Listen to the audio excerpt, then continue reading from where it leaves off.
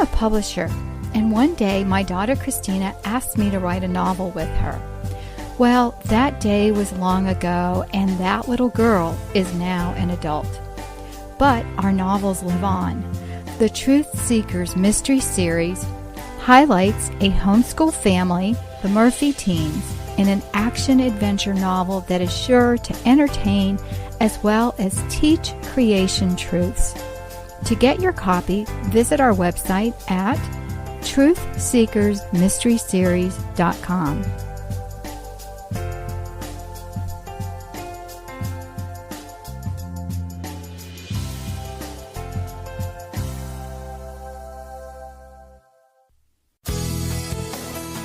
This is a production of the Ultimate Homeschool Radio Network. Welcome to the Vintage Homeschool Mom Show. Your host, Felice Gerwitz, is an author, a publisher, and your radio show host. She will encourage, educate, and inspire you with answers to your most pressing questions from homeschool, marriage, parenting, and much more. Felice loves to equip moms to live a Christian life because every moment counts. Be sure to visit her website at mediaangels.com. And here's your host, Felice Gerwitz.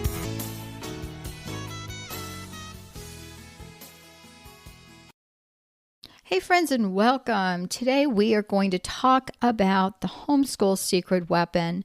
This is episode 491, and you can find today's show notes at vintagehomeschoolmoms.com. Well, the homeschool secret weapon is not the perfect curriculum, perfectly run home, or peaceful household. I know, while all of those things are great, the true secret lies in a little known fact that I'm going to share with you in just a minute. Also, visit our updated Media Angels website for classes, books, planners, and so much more to help you on your homeschool journey. If you missed my last podcast, Homeschooling Secrets, check it out. I've put the link in the show notes, or you can go to vintagehomeschoolmoms.com and look for that show. So it's time to dig deep, and I need your full attention. Sure, homeschool moms are great at multitasking. I love to multitask. And you may be driving, folding clothes, or perhaps even painting a wall with your kids. I kid you not, I received an email from a mom telling me that she enjoyed listening to my podcast with her kids while they were painting a couple of the rooms in their house. I loved it. But seriously, I need your attention today because the information I'm sharing with you will take some convincing, but it is really true. It's not that my information is incorrect or that it's flawed in some way. The issue at hand is that humility may get in the way. Not my humility, yours. And I'm truly not trying to be vague. If you've listened to any of my past 490 episodes, I know that's a ridiculous number, isn't it? But I'm still at it. I usually get right to the point, but I wanted to lay this foundation because I really want you to consider what I'm going to say. And the truth is, the secret weapon is you, Mom, and it's you, Dad. Not to put pressure on you any more than you possibly put on yourselves, but the simple fact is you're it. You are the head of your home, the head of your classroom, the head of discipline, the head of organization in your family. You are the head of scheduling. You are the head of, helping your kids or selecting your curriculum. And you're basically head honcho, or whatever title you want to give yourself. Who gives the final word of what happens in your child's education? You. Who has the final word in your child's physical needs? You do. What about spiritual? What about emotional? What about their well-being? Truthfully, it is literally in the palm of your hand. How did I come up with this conclusion? Well, after many years of homeschooling and really not cutting myself slack, I think we can be the hardest on ourselves, can't we? And me telling you that you are a homeschool secret weapon makes you think, oh my gosh, if she only knew me, if she only knew my failings, or where I yelled at my child and I lost my temper, or, I just can't do this anymore. And you may have all of these reasons why you're not good enough, or you don't have enough education in a specific topic or class, or all of these things that, we put ourselves down, or we don't think we have it together enough, like, the homeschooler next door, whoever that person is. And we have to be real. I had my struggles homeschooling, and I'm going to share a little bit of that with you. But I really want to focus on the fact that over the years, when I looked at my homeschooling curriculum, I put blame on various sources, entities, and even on my own shoulders for what I considered academic or character struggles my children were going through in their lives. For example, if the curriculum was difficult or it was too easy, I would say, oh gosh, this isn't working for us. Or if my child was struggling, for example, didn't get algebra from one book, no worries, we purchased another. Or if, there was a character struggle, I would say, oh gosh, they're just too young for that. Or we're working on it. Or maybe they don't have enough knowledge because we haven't covered that yet. Or they don't have the information that they need, And at some point I had to stop and say, I can't blame their teacher because I am their teacher. And of course I got a good chuckle over that. But I also felt at times that I was sorely lacking. Now, instead of that being a burden to you, like it was to me at the time, I decided I needed to embrace it. And I realized that I could not address the issue without first acknowledging my shortcomings and then doing something about it.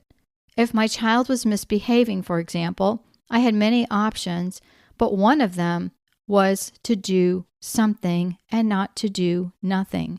When we ignore an issue, it does not go away. It just multiplies the next time, and then it gets worse. We need to correct the behavior, or we'll see it again and again. And then we're going to turn into a nagging, repeating parent and having children that no one wants to be around. There are so many podcasts on the Ultimate Homeschool Podcast Network that are great resources for you. And you can find those on this website, and then as well as other products on the MediaAngels.com website. And so you're not in this alone. When I began homeschooling in 1986, I know, when the dinosaurs roamed the earth, as I like to say, but all those years ago, there weren't, as many books available as there are now. And over the years, it's become overwhelming. At every convention I attended, I found the next best thing. Yet, when I tried to implement it at home, I found that this next best thing was not what I was looking for. Whether it was a book, a workbook, a video, a game, or even a book on scheduling. I discovered that I called it curriculum impaired. I could never use a curriculum the way it was designed. And then I decided, you know what? I need to embrace that. That's okay. It's okay if we use part of this curriculum and then part of another one. It's okay if we decide we're going to take a break today, and instead of learning about plants in a book, we are going to actually go plant a garden and plan that. We're going to do some things that were hands-on. And I did a lot of hands-on activities with my younger children, and I learned that they thrived.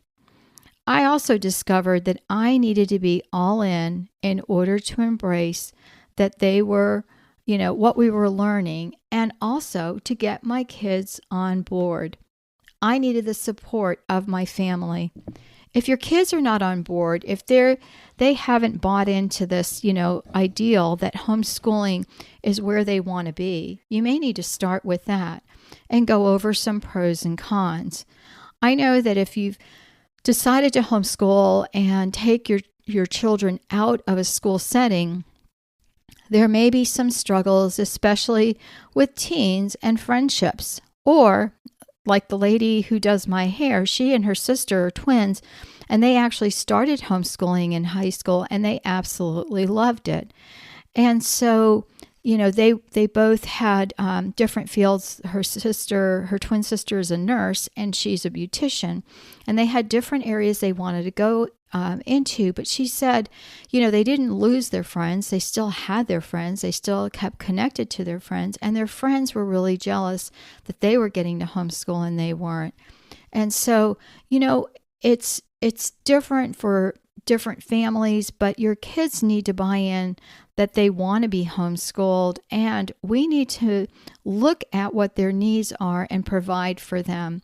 One of the things that I've done several podcasts on is, finding your child's passion, and also, giving your child time to think. That is actually an upcoming podcast. But if you give your child a book and you walk away, you're going to become frustrated like I did, because I would turn around and they were gone. Greatest magic trick ever. Give your kids a book, set them in a room, and then they disappear. But, I would find that they would just leave because they were frustrated or they needed me. And they just thought, well, I'll get back to it, which is what they would normally say. Well, I was looking for you, or I was waiting for you to come back, and then we would go over what I need to go over. The other thing my kids did brilliantly was they lost books. If I had $1 for every time a math book was lost, I'd be a very rich woman. Or they failed to complete an assignment. So I could go through a list of so many things that happened in my 32 years of homeschooling. But let me just say this. Yes, we're all going to have bad days. I remember with the first two children, they just squabbled. I had a boy and a girl, and they were oil and water some days. And so I would just say, put away your books. Don't worry. We've got Saturday when we can do school, and we're going to conquer this issue that you two are having with each other. Lo and behold, doing schoolwork on a Saturday was not something they wanted to do. And so, all I had to do was remind them, do we need to stop schooling and address this issue so we can finish it on Saturday? And it was a miraculous, technique, and they just were going to get along, or at least not complain out loud. And I found that in many discussions with friends and my husband and even my children, that we needed to get together and be on the same page with what we were doing. Another interesting thing was my husband, and he loved to listen to some talk radio. And there was a homeschool dad of a large family. He was a Catholic, a psychologist, and my husband thought he was great. His name was Dr. Ray. I don't know if he still has his radio program, or he probably has a podcast at this point. But my husband thought Dr. Ray was great.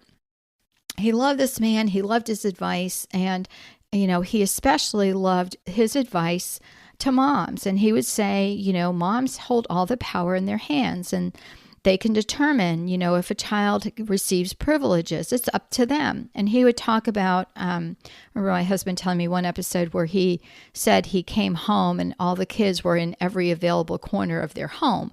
And he knew that, that they had been having issues. I don't remember exactly what specifically happened, but that mom was taking care of it, and that was important. The important thing is that it's up to the mom to follow through and just let your kid know, listen, there's some things you want to do. It's not going to happen unless this gets done. And also, not novel advice, but in the context of homeschooling, it becomes very powerful. We are with our kids 24/7, and our kids do know exactly what buttons to push. They know when we're tired, and they will conquer and divide. They'll tell mom, well, mom, dad said I could do this, or dad, mom said I could do this. And you and your husband need to be on the same page. We can't allow our kids to divide us. If there's something we disagree on, we have to talk about it, but in another room where we don't have an audience. Or sometimes kids blur the lines of exactly what they mean, and what they said you said. For example, if I would say to my kids, did you complete your assignment? In their words, yes, I completed it. Did I finish every problem? No. And so we have to let our kids know that, we're on to them. And that's why I felt badly for my last, the youngest 3, because I already had the experience of the older 2. And so that's why with the younger ones, sometimes as parents, the younger ones get away with things. But as our kids said, Mom just got smarter, and we really couldn't pull a lot over on her. We have a toolbox. We have a homeschool secret weapon toolbox, and those things contain the following. Again, these are on the show notes on Vintage Homeschool Moms, episode 490. So you have the power of yes and no. You can remove distractions. And what do I mean by that? I mean devices, whether they be cell phones or iPads or a computer, whatever that is. I have adult kids that have aggravated me that live at home. And I've just said, go put your phone on your dad's desk, because my husband's office is usually closer than anything else. And there's no argument. They know they need to do that, or they're going to lose it for the rest of the night and maybe not get it back the next day. And, even one child who purchased their own phone, regardless, if you're living in my house, you follow my instructions. And usually that's for disrespect, and so we have to set those boundaries. The third is number 3, you can set boundaries. One of the things that I've had to do with my children was to give them a time limit when they had to complete their schoolwork. It could not take all day or into the night, because we don't want to deal with it. So they had a time limit. And again, if it wasn't done, then that's where something else would have to come in, where they would lose a privilege or lose dessert or whatever that was. I know some parents would just say, well, you're going to have to skip lunch. And I'm Italian and have this thing about food and starving to death. And so, not that we starved, but you know what I'm saying, that food's important to our family. And so I would just do something that was an extra, a bag of chips that they weren't going to get or something so that they understood. And then always ask your children, do you know why you're losing this privilege? You will be surprised that 90% of the time they'll say no. They just think we're being mean, and that's not true. I also say to children, when you're being disrespectful, I don't think you got up and said, gosh, today, how can I irritate Mom? I know that you don't mean to do that, but that doesn't mean that you can get away with doing it. And the fourth thing was exactly what I said. You can decide if a child forgoes a snack or a treat. And the fifth is you can give permission, but you can also take it away. I was talking to a parent and, they were going on about their child and, some of the issues they were having, and then proceeded to share with me that the child was going on an overnight trip camping with this family. And I said, in the future, you may consider using that as leverage. That is something that's fun. Yes, it was planned and it will be disappointing to the friend and the other family. And what would even be more disappointing is when you have 2 children going and one that misbehaved didn't get to go. I guarantee you that's a lesson that would be learned the first time. And then you would talk to that child and make sure that that child understood why they lost the privilege. If we don't do this when our kids are younger, there's no way they're going to learn this as adults. Another story I want to share is, I think it's a funny story. My daughter's friend that she brought home from the local university she was attending didn't quite think it was as funny. But this young girl was talking, and she was telling me, about, well, now that I'm an adult, I can do this, and now I'm an adult and I can do that. And she was going on and on about how she was now an adult. So I asked her how old she was, and she said 18. And I said, well, when did you turn 18? And she, it was like 2 or 3 months ago. I said, so you've been an adult for an entire 3 months. And she just kind of looked at me, and my daughter shaking her head and kind of smiling, thinking, oh my gosh, my friend really doesn't know what she's getting into with my mom. And the girl kind of laughed a little bit. And then she proceeded to tell me that she thought that I was very restrictive with my daughter. And there were a lot of things that I wouldn't let my daughter do and so forth. And I thought that was really interesting. Brave girl, right? And so, and she also said, well, and I think your interest in her life is really excessive. And I know she still lives at home, but, one of the things you should consider is letting her move, on campus. And I thought, well, that's really interesting, especially since we live 15 minutes away. And so, she wasn't quite that blatant, but she, I knew what she meant. So I explained, I said, well, in this household, it's not a republic or a democracy. It's a monarchy, and I'm the queen. Of course, my daughter had heard that before, and she was shaking her head, and this girl was so appalled. So I went on and explained further. I said, being the head of a household and reigning as queen means I care for those that are in my charge, whether that's my husband or my children. I would lay down my life for my kingdom, and that's my family. And I want to provide the best I can within my means. Yes, moms, you are the queen of your family. Yes, dads, you are the king. It is a responsibility, yes, but a privilege as well. And it's weighty. We need to refill our tanks occasionally, and I have an upcoming podcast on this topic. But being a queen or a king is a thankless job. And we do it because we are born into this. And we thrive when it's a job well done. The homeschool secret weapon is our attitude and our outlook on our homeschool journey. It's placing things in perspective and not stressing the small stuff or being guilty. I've gone through so much guilt about different things. I had one son that was complaining about what he didn't learn. And I'm sorry, you didn't watch nasty movies, or, you weren't around bad language, or you didn't know some, specific songs that everyone knows. You'll live. And my other kids, were teasing him as well and saying, look, mom did what she thought was important. And now that you're an adult, if you want to watch that stuff, that's on you. And I found out my son didn't really want to. He was just giving me a hard time.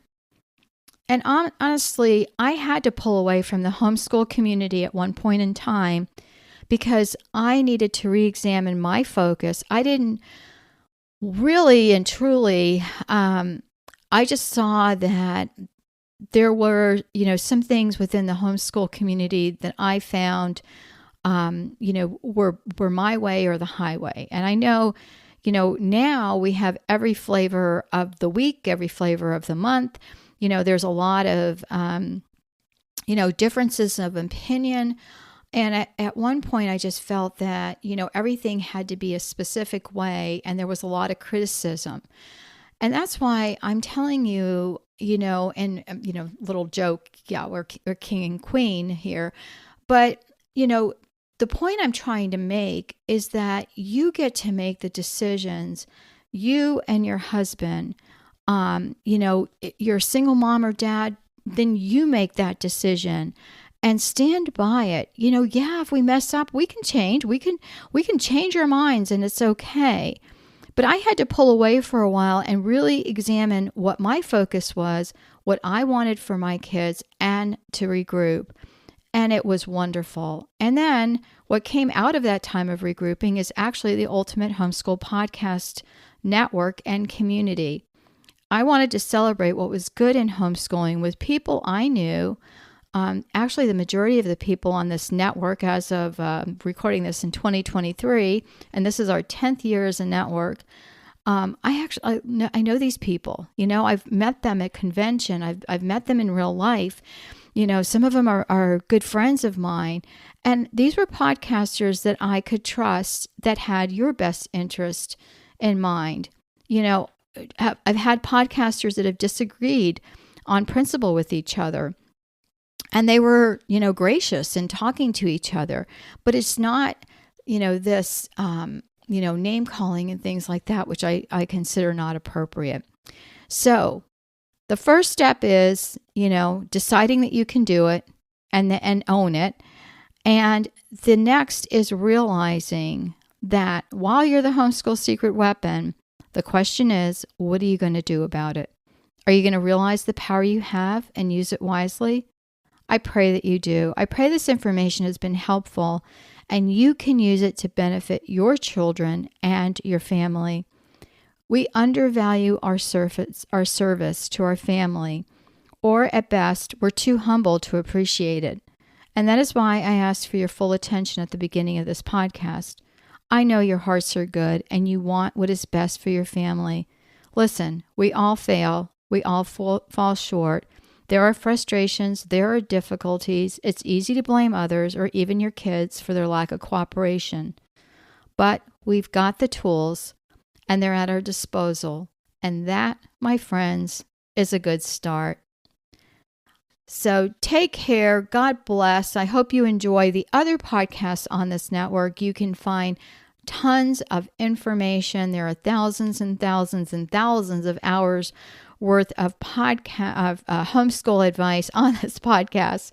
So you can find out more information by going to vintagehomeschoolmoms.com to visit my podcast and the Ultimate Homeschool Podcast Network for others. Bye for now and talk to you soon. Thanks for tuning in to the Vintage Homeschool Mom Show. Visit Felice at MediaAngels.com and TheVintageHomeschoolMoms.com. Vintage Homeschool Moms is a production of the Ultimate Homeschool Radio Network.